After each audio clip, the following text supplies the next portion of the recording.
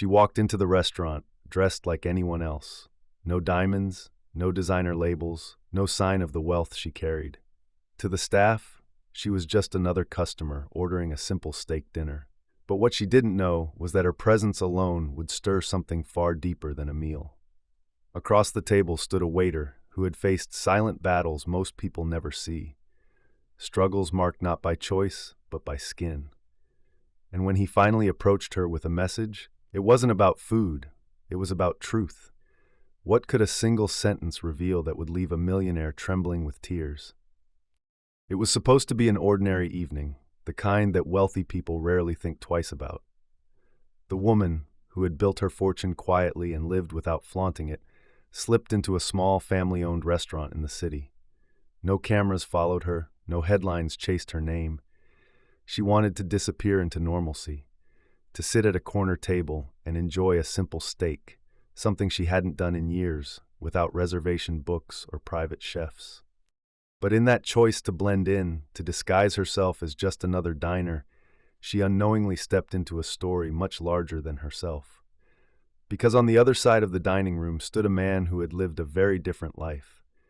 He wasn't draped in wealth or shielded by status. He was a black waiter working double shifts, carrying invisible scars left by years of quiet prejudice, small dismissals, cutting assumptions, the weight of always being seen as less. She thought this night would give her a taste of freedom. Instead, it would uncover a truth that money could never buy her way out of. Every movement in that room, the clink of silverware, the shuffle of shoes across the floor, was drawing her closer to an unexpected confrontation. She believed she was invisible. But soon she would realize that some things can never be hidden. The restaurant hummed with the ordinary rhythms of a night out, cutlery striking plates, conversations weaving in and out, the smell of grilled meat rising through the air. To the millionaire, it felt like a chance to breathe in anonymity, to exist without being recognized. She smiled faintly when her order was taken, unaware of the weight behind the eyes that met hers across the table. For the waiter, every shift carried a quiet tension.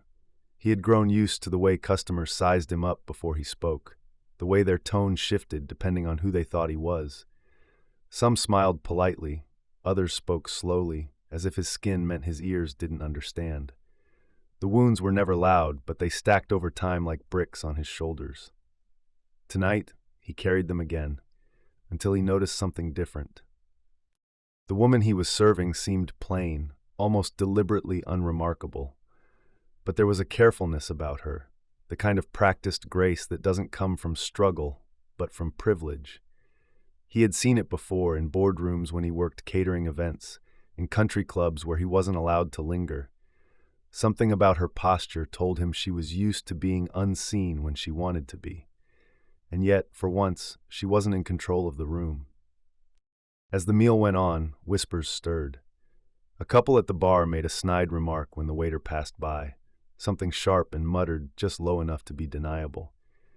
He pretended not to hear, but his hands tightened as he carried the plates.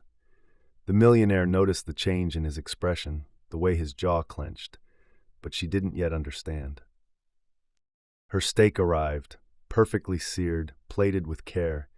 She lifted her fork, but before she could take a bite, another customer's voice sliced through the calm, a complaint about service, laced with venom that had nothing to do with food.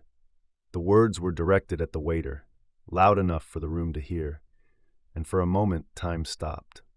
He stood there, steady, taking the verbal blows that had nothing to do with mistakes and everything to do with skin. The millionaire watched, her disguise suddenly feeling like a mask she no longer wanted. She thought she had slipped into the shoes of the ordinary. Instead, she had walked straight into a reality she had never truly understood. But the tension wasn't over. The manager glanced toward the scene, his expression caught between frustration and dismissal.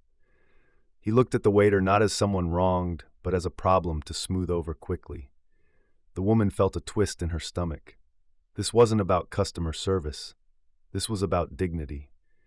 And as the room turned back to their meals, pretending nothing had happened, she realized she was part of an audience silently watching injustice play out in front of her. The waiter set down the final glass of water at her table, his hands steady but his eyes burning with something deeper. In that moment, she understood. He had a message to give, one that wasn't written on any menu. She just didn't know yet how powerful it would be. The room was heavy with silence, broken only by the scrape of forks and the low hum of conversation struggling to ignore what had just happened. The millionaire sat frozen, her fork hovering above her plate, but her eyes fixed on the waiter. He had endured the insults with a steady composure that seemed impossible, but she could see the storm rising inside him. And then, without warning, he leaned closer, not in anger, not in defiance, but in quiet resolve. His voice was low, steady, yet it cut through the air like glass. He told her what it meant to serve people who never saw him as human, what it felt like to smile while being reduced to nothing more than the color of his skin. He spoke of nights spent scrubbing dishes while hearing slurs whispered behind his back, of tips withheld not for service, but for prejudice. Every word was a blade of truth, sharp and undeniable. The millionaire's disguise was stripped away. She was no longer just an anonymous diner. She was a witness. And for the first time in her life, wealth, power, and status meant nothing. She could not buy her way out of the reality sitting across from her. His message wasn't just for her. It was for everyone within earshot. And though the restaurant tried to drown it in clinking glasses and forced laughter, the truth hung in the air like smoke, impossible to ignore. She felt her throat tighten, tears pressing at the corners of her eyes. It wasn't pity, it was shame. Shame that she had lived decades shielded from a world he had to fight through every single day. And then came the line that left her trembling, the one sentence that burned through her carefully crafted disguise. "You can take off a mask and walk away. I never can." The words hit her harder than any insult, any confrontation. They shattered the illusion of safety, leaving only raw, undeniable truth. The question was no longer what she would eat, but what she would do with what she now knew. The millionaire never touched her steak. Her appetite was gone, replaced by the weight of words she couldn't shake. The waiter walked away, shoulders squared, not asking for sympathy, not even for understanding, just leaving behind a truth that demanded to be seen. For him, it was another night, another battle fought in silence. For her, it was the beginning of a wound she could no longer ignore. She left the restaurant quietly, blending back into the night as she had planned. But her disguise no longer felt like freedom. It felt like a lie, because she had witnessed something money had always shielded her from, the raw, unfiltered reality of racism that doesn't scream, but whispers, cutting deep all the same. In the days that followed, the words replayed in her mind. "You can take off a mask and walk away. I never can." That single sentence carried more weight than all her fortune combined. She began to see the world differently. The glances people exchanged, the biases hidden in small gestures, the pain carried silently by those who never had the option of escape. And that's the truth of stories like this. They don't end neatly. The millionaire went home changed, but the waiter went home unchanged, still facing the same reality tomorrow. His resilience wasn't a choice, it was survival. This wasn't just one incident in one restaurant. It's a reflection of what happens quietly in countless places every single day. Not all racism shouts in the open. Sometimes it whispers at dinner tables, lingers in workplaces, or hides in the silence of those who look away. The question is, will we keep walking past it, pretending not to see, or will we finally admit that silence makes us part of the problem? Because at the end of the night, the millionaire could leave her disguise behind, but millions of others cannot. And until we face that reality together, nothing changes.